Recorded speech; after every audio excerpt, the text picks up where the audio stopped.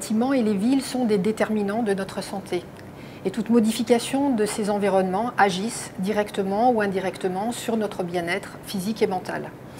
Toutes ces modifications sont aujourd'hui à prendre en compte avec une approche plus globale, holistique de santé environnementale. La qualité de l'air que l'on respire, l'eau, le bruit, l'exposition au rayonnement est aujourd'hui pris en compte dans les plans nationaux santé-environnement, dont le 4e, Mon environnement, ma santé, devrait mettre en avant les milieux intérieurs. La santé dans les bâtiments et dans les villes, ce n'est ainsi pas qu'une affaire de professionnels de santé, mais bien l'ensemble de la chaîne des acteurs de la construction et de l'aménagement qui sont impliqués pour améliorer le bien-être des usagers.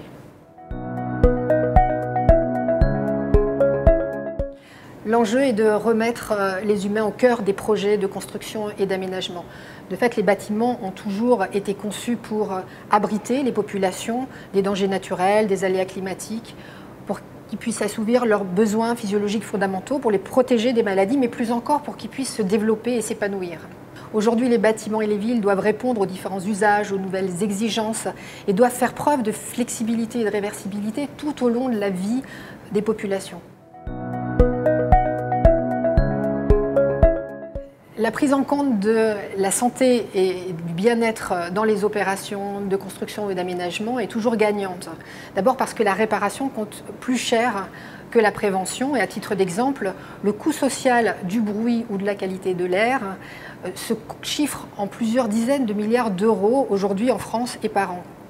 Par ailleurs, dans des bâtiments, la prise en compte de ces facteurs est une réelle valeur ajoutée parce que l'environnement intérieur, la qualité de l'air, l'environnement sonore, lumineux a un impact sur la productivité, la capacité d'apprentissage et le retour sur investissement est gagnant par rapport au coût des travaux qu'on peut réaliser. Le CSTB possède une expertise pluridisciplinaire tant dans les domaines de sciences du bâtiment, de l'environnement, mais aussi des sciences humaines.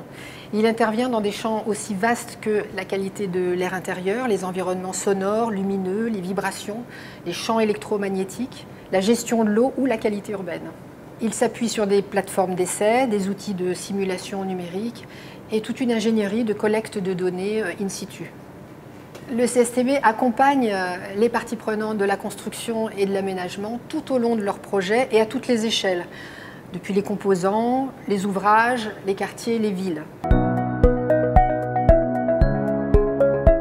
En conclusion, la prise en compte de la santé et du bien-être des usagers dans l'ensemble des projets est une exigence essentielle.